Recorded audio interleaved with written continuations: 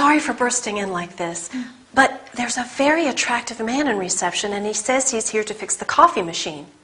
Well, and? It's not broken. It works perfectly well, and we still have plenty of paper cups, stirrers, white and brown sugar, coffee, and even 2 types of tea. Well, so then tell him that we don't need anything and that the machine works just fine. But he's here now, and he's very attractive, and I thought perhaps we could have him check the machine just in case. I see. Well, perhaps we could spice up the day a bit. Let him in. Certainly. Thanks.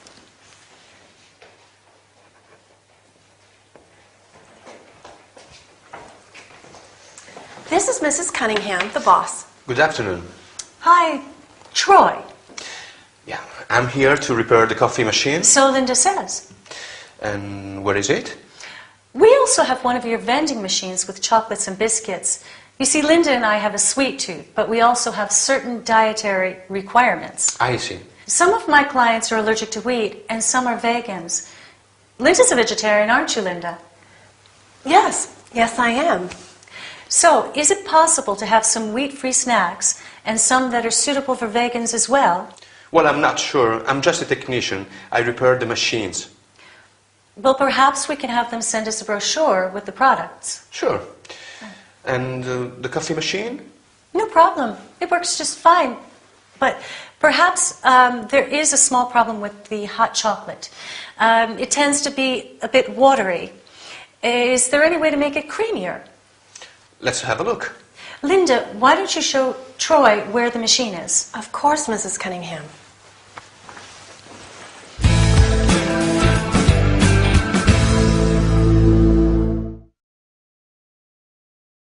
Hi there. Welcome with Anthony to your business workout. Ready for a training session? Or do you need a break instead? Today, we're taking a look at some vocabulary regarding coffee breaks at work. So let's get started. Many companies have a coffee machine. Do you have a coffee machine where you work? Or a vending machine that sells snacks and drinks? In Miranda's office, they have both a coffee machine and a vending machine. And they work well, but Linda wants the technician to stay. She thinks he's attractive, and they want to spice up the day, make it more interesting. So they ask him to repair the machine anyway. Let's see now, what items does she mention when she talks about the coffee machine? Paper cups to drink out of. Stirs to stir the coffee when you add sugar. Do you take sugar in your coffee? Do you prefer white sugar or brown sugar? I like white sugar myself. The machine also makes tea and hot chocolate. Miranda says the hot chocolate is watery. That's the excuse to make Troy stay. She asks if there is a way to make the hot chocolate creamier. I agree, though. Hot chocolate has to be creamy, don't you think? What about the vending machine? Miranda and Linda both have a sweet tooth. They like sweet things, but they have certain dietary requirements in the office. That means they can only eat certain things. Linda's a vegetarian, and Miranda has some vegan clients. Vegans don't eat any animal products, and nowadays there are snacks that are suitable for vegans. She also says some clients are allergic to wheat, so they need some wheat-free snacks in the vending machine too. Do you have any special dietary requirements? And do you have a sweet tooth like Miranda and Linda? Come to think of it, a creamy hot chocolate and some biscuits sound very appetizing after this workout. Anyway, keep practicing. I'll meet you in the next training session. Well, I'm sorry to say that there are quite a few mistakes in this report of yours. Mistakes, are you sure? Yes. But Linda can type it again, right? Sure, she can, but I'm a bit worried about her, you know. Why? Linda is a high flyer, but these days she is working too much and she's making some embarrassing mistakes. Such as? Well, such as sending an email to Mr. Scorn instead of Mrs. Scorn. You know that couple going through the troublesome divorce. Can you imagine that? I see. Linda is a nice girl, but she is probably overworked, underpaid, and frustrated. Are you saying that I'm treating her badly? No, I just think that maybe she has too much to do, and she needs less work and more motivation. What do you suggest? Find another secretary. Are you joking? She handles my phone calls, she writes emails, she deals with the clients, and she speaks both German and Spanish fluently. I can't imagine working without her. Right, I know. It's hard without a good secretary. So? Try and do something to make her feel more motivated. Motivation and job satisfaction are at the basis of everything. For instance, give her something different to do and ask for her opinion from time to time. A pay rise is also a good idea. Well, sure. A pay rise is always a nice way to get what you want from an employee.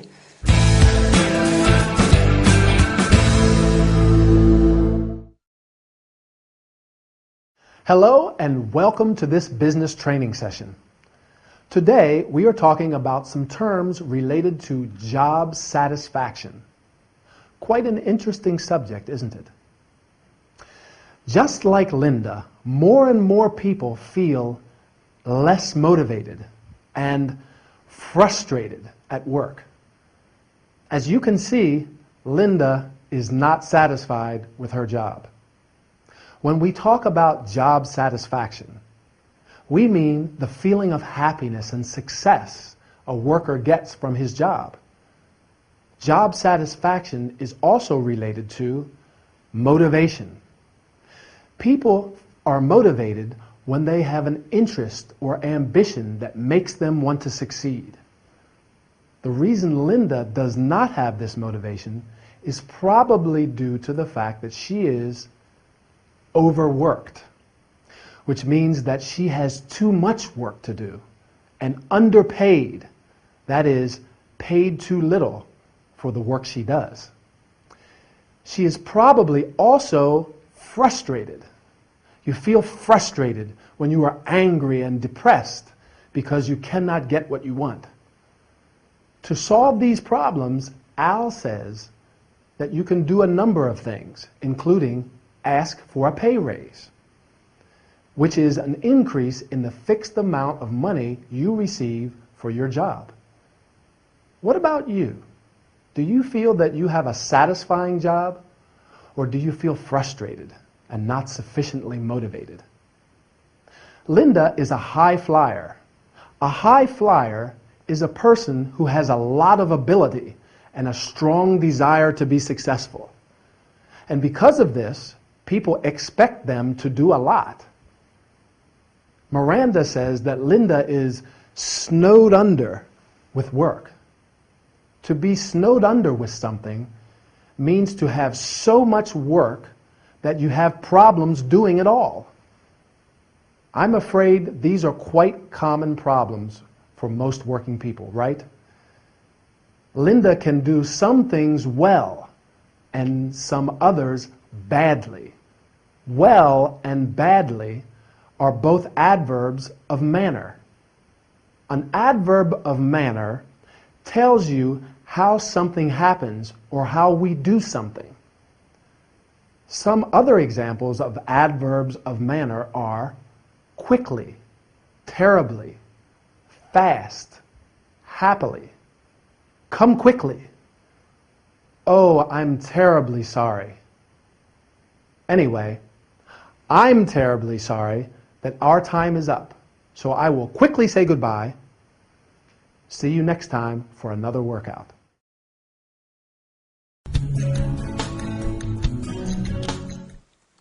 The only way to spend any time alone together these days is in the office. Yes, but it is interesting. At least we can have some privacy. Ray, honey, I have an appointment at 2. I want to have lunch first, and I don't want to... See, I show you affection, and you think about work. It's not my fault we don't spend any time together. You are a workaholic, Miranda. Me? Yes. In fact, you have such a full diary, you don't even have time to enjoy life. That's not true. I enjoy... Yes, it is. You are an ambitious achiever, and job satisfaction is important to you. But remember, the human factor is important too. Thanks, hon. I come here to relax and see my husband, and instead I feel like one of your patients. I care about your well-being. And I suggest you eat better too. Oh, Ray, please don't start. Stress causes people to eat unhealthy food. I like unhealthy food. Eating is one of life's greatest pleasures, and eating food I like is important too, isn't it, Doctor? Of course. Everything we eat has a certain vibration. And if we eat things that aren't in harmony with us, our bodies don't get the energy they need. Do you know what my body needs right now? Some Scottish rock oysters. Accompanied by a chilled glass of Chardonnay? You got it.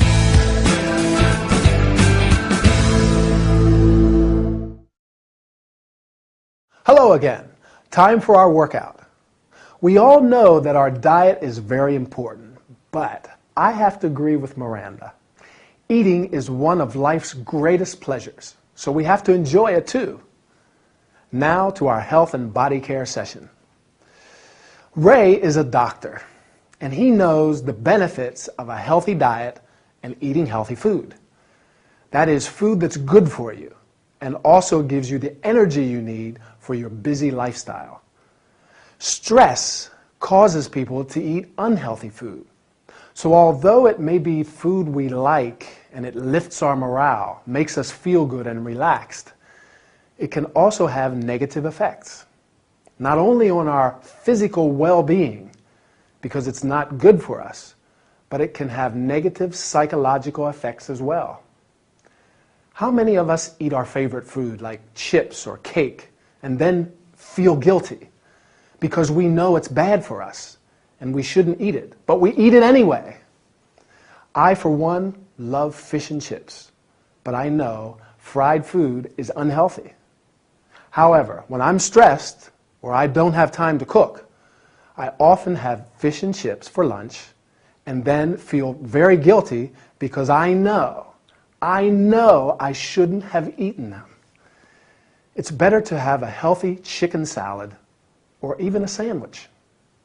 Of course, Miranda knows all of this. Ray probably often reminds her to eat well because she says, "Ray, please don't start."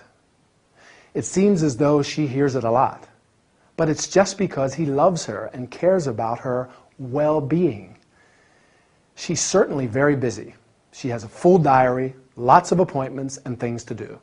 In fact, Ray calls her a workaholic, which means she works too much. She's an ambitious achiever. She wants to be successful in her career, but Ray thinks she doesn't have time to enjoy life, which isn't good. We have to enjoy life and relax from time to time. Don't forget, that's healthy too. So take your time, have a rest, but don't forget to practice your English. I'll meet you in the next session. Bye.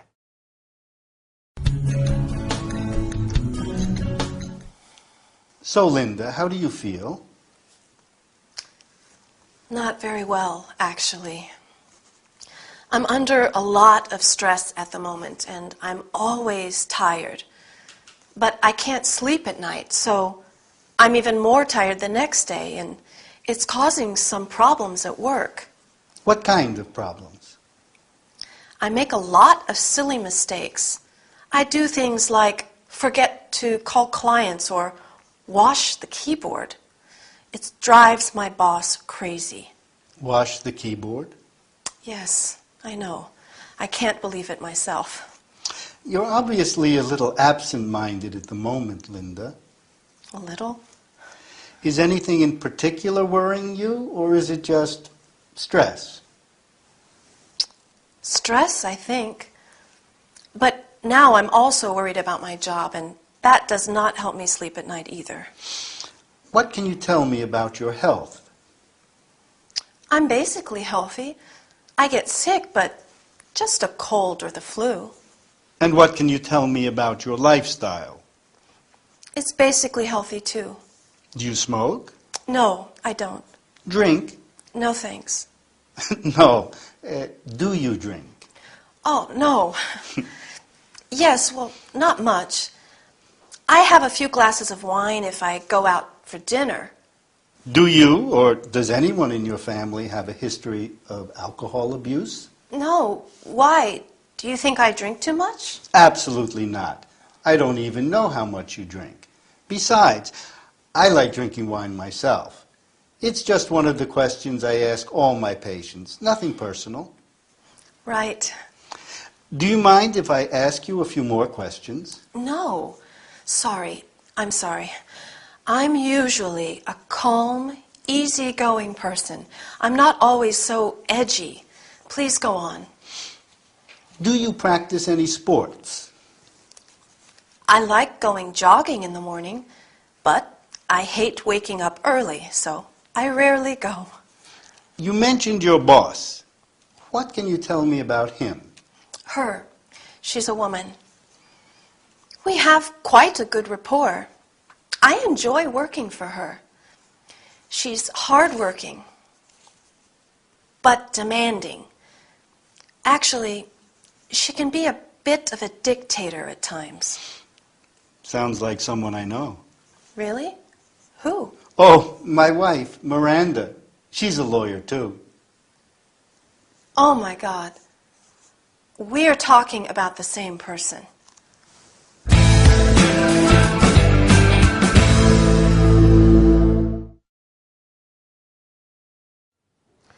Hi everybody, and welcome to this session of Health and Body Care.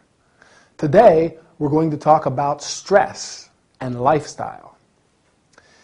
Taking care of your health and body means having a healthy lifestyle. Stress is one of the principal causes of health problems and sickness. When people are under stress, like Linda, they become edgy, which means nervous and irritable, and absent-minded. Linda, for example, has trouble sleeping, so she's tired and makes mistakes at work. She forgets to do important things, or does silly things like wash the keyboard of her computer. Do you get edgy and make mistakes like Linda when you're under a lot of stress? I know I do. Well, having a healthy lifestyle is also important to combat the more serious side effects of stress, like sickness, illness, depression, or alcohol abuse, which is when people drink too much to calm their nerves and anxiety. Luckily, Linda has quite a healthy lifestyle. She doesn't smoke, she doesn't drink. Well, a bit of wine with dinner is okay. She likes going jogging. The only problem is that she hates waking up early. Me too. That's why I go to the gym in the evening. What about you? Do you exercise regularly? It's very important if we don't want to get sick or ill. I notice that when I exercise regularly, I feel much better, and I hardly ever get the flu. Sometimes I get a cold, but I just take lots of vitamins and sleep. That's also very important, getting enough sleep. Another important aspect to consider for a healthy lifestyle is your work environment. Do you have a good rapport with your colleagues and your boss? Linda has a good rapport with her boss. She enjoys working for her. She says she's hardworking but demanding. Is your boss very demanding, or are you demanding at work? Can you remember 2 adjectives Linda uses to describe herself? She says she's usually a calm, easygoing person. Easygoing, that means you are relaxed and tolerant. Are you easygoing or demanding? It's probably good to be a bit of both and not too much of either. Take care. See you again soon for another training session. Bye.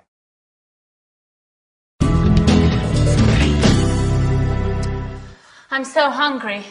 Well, you're in the right place. Do you want something sweet or savory? I'm not sure.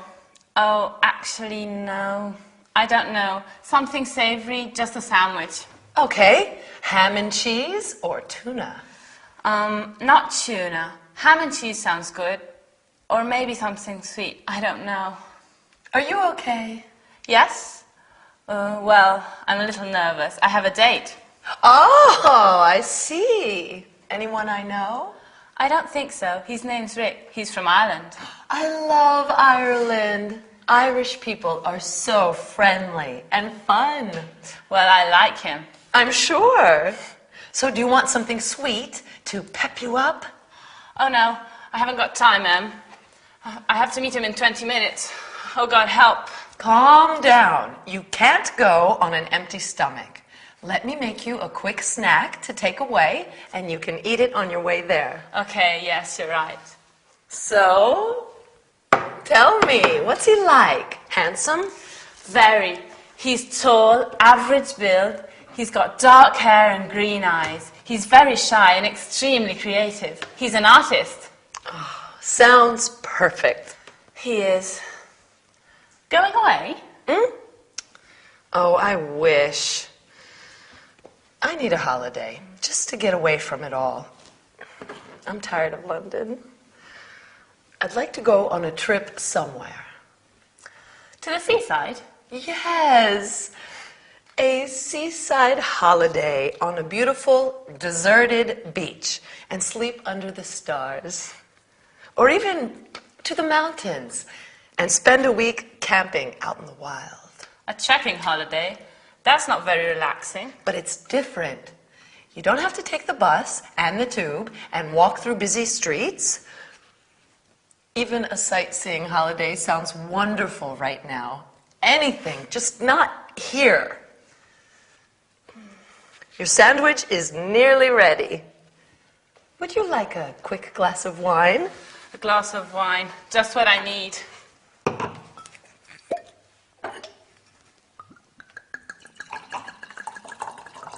A toast to your date. And to your holiday. Cheers. Cheers.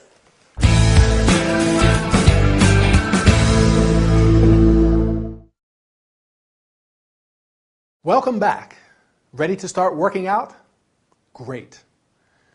Our main topics today are food and holidays, but we've quite a lot to cover, so let's get started.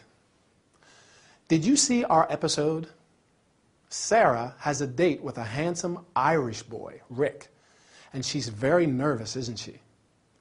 She doesn't want to be late to meet him, but she's hungry. Do you remember what Sarah says about Rick?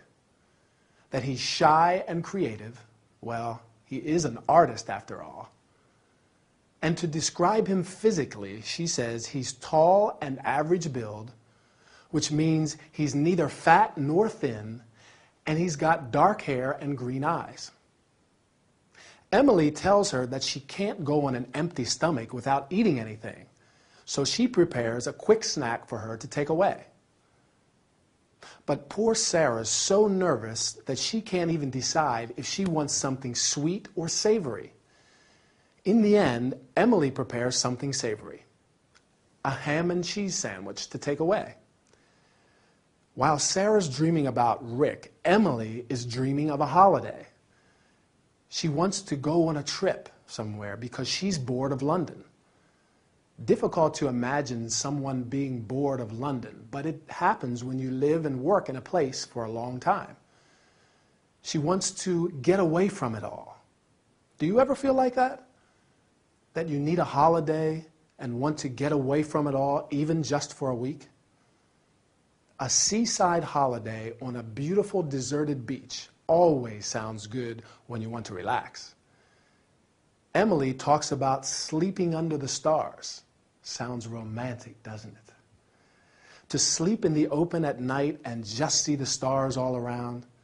She also likes the idea of a trekking holiday in the mountains. Not quite as relaxing because trekking means physical exercise, but spending a week camping out in the wild sounds exciting too. She's so desperate to get away that she says even a sightseeing holiday sounds wonderful. Sightseeing means visiting all the important monuments and buildings in a city. That's not very relaxing either. Personally, I prefer to relax on a beach for my holidays. Back to Sarah and Emily. They make a toast at the end to wish each other luck. Not the kind you can eat. But when you touch glasses with someone, look them in the eyes and say cheers. So, shall we make a toast? A toast to your English, which I'm sure is getting better. See you soon. Take care.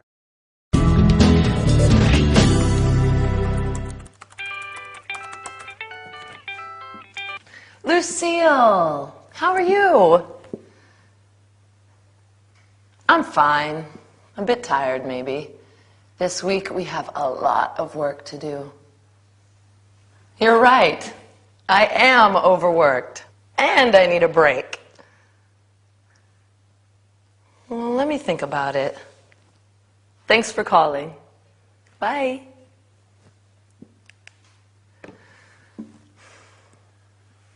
I think Lucille's right. I need a break. I should go somewhere. Let me have a look at some maps.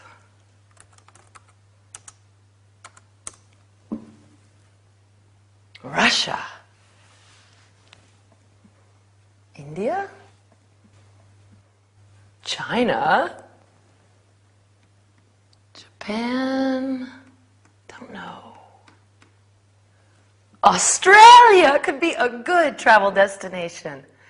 I can book a flight right now. Let me see. Okay. Cheap flights to Australia. Flying from London Heathrow and flying to Melbourne. Departure date. Oh, I don't know. Maybe the 30th of December.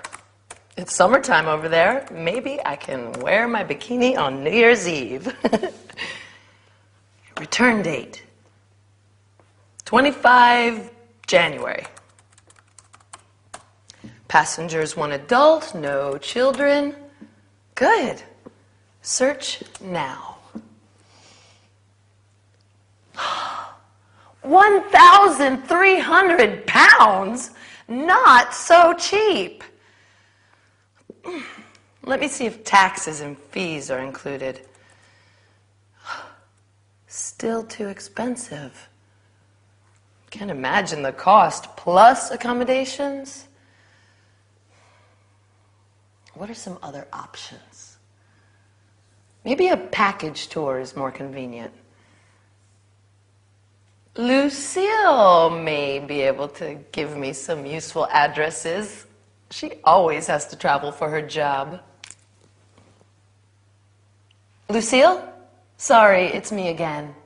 I am looking for a package tour to Australia. Can you give me some useful addresses? Yes. Okay, I'm ready.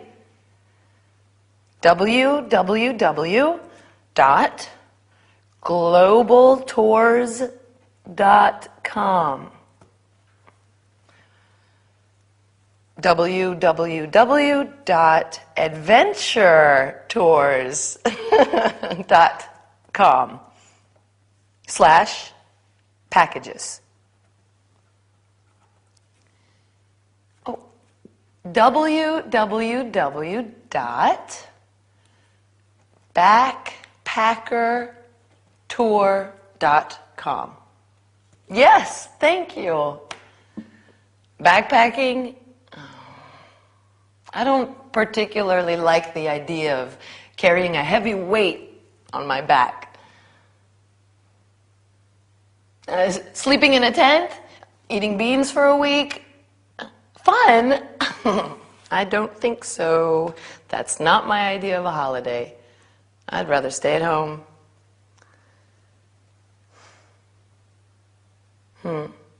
Well, thank you anyway, Lucille. Maybe staying at home is a better idea. Bye.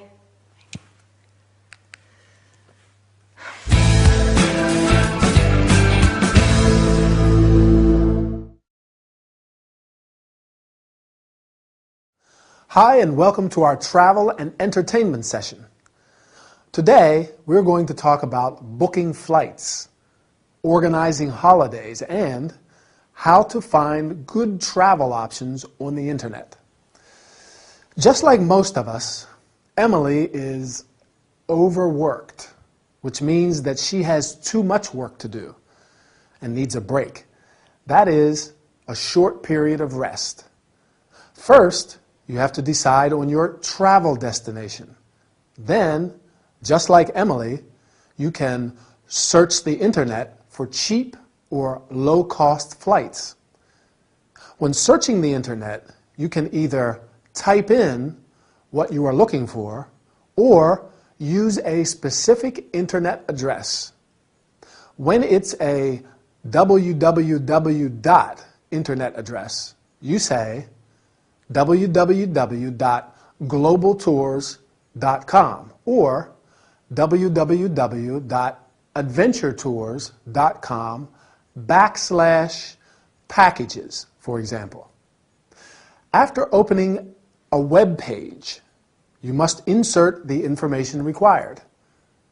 You have to specify where you are flying from, where you want to depart from, and where you are flying to, your destination.